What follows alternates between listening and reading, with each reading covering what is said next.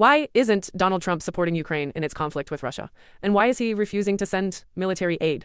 And why the F is he so friendly with Putin that he rolled the red carpet for him in Alaska? I personally support Ukraine, and watching Trump act so cold toward Ukraine feels wrong. But instead of jumping to conclusions and calling him a Russian agent that submits to Putin, I think there's more going on. Beneath the surface, I have a theory, and it might sound unusual, but hear me out. Let's start with this. Donald Trump is 79 years old. That means he's lived through many major world events long before most of us were even born. One of those was the Vietnam War, a painful memory for America. A war that cost billions of dollars, took countless American lives, and ended with the U.S. gaining absolutely nothing. The communists still won, and the democratic South Vietnam was still taken over by the North Communist Vietnam. Now, to us, Vietnam feels like distant history. But for someone like Trump, it's not just a story in a history book, it's something he remembers. He lived through it. You might say Ukraine is different. The U.S. isn't sending troops. And you'd be right. But Vietnam wasn't the only costly war that ended up being a complete waste. There was Iraq, Afghanistan conflicts, where America spent trillions of dollars and in the end didn't gain anything. In fact, some of the groups in Afghanistan that U.S. once armed to fight against the Russian invaders eventually used those same weapons against America. So, from Trump's point of view, sending endless aid or weapons to foreign conflicts might look like a pattern, a cycle of waste, loss, and unintended consequences with zero benefits for the USA. And he is not the only one. And to be fair, Trump isn't the only one thinking this way. Remember how people used to say America spends too much on defense, more than the next 10 countries combined? Many of those same voices are now calling for more weapons for Ukraine. It's hypocrisy. So I think Trump was trying to be nice to Putin to convince him to stop the war in order for America to not have to send more weapons.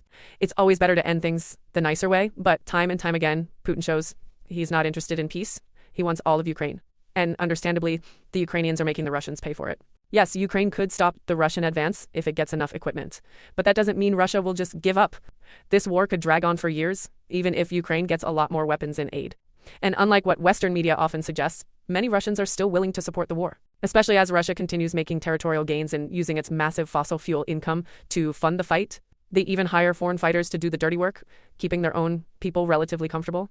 This is why Ukraine is stricking the oil refineries so that Russia doesn't have money to pay mercenaries from Africa.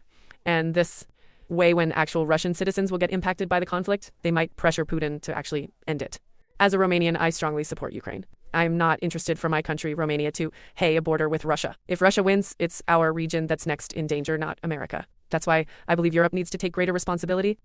This conflict affects us more directly than it affects the U.S., and we should be leading the effort to support Ukraine, not relying on Washington to do it all. So maybe Trump's refusal to send aid isn't about loving Russia. It's about believing that America has already paid too much, fought too many wars, and gotten too little in return. Think about it. The USA got involved in every single since W2, and what did USA gain from all this trillions of dollars spent on every conflict? Most of them had nothing to do with USA. Sometimes a real fright is the one that is harsh and tells the truth. Remember when Trump threatened to invade Greenland?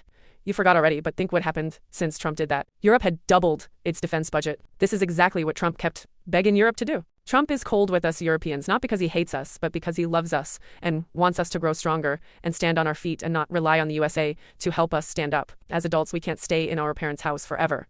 Eventually, we have to mature and get a job and live in our place. This is same with Europe and USA. UA2 is long gone. Europe is no longer in ruins. We are adults now.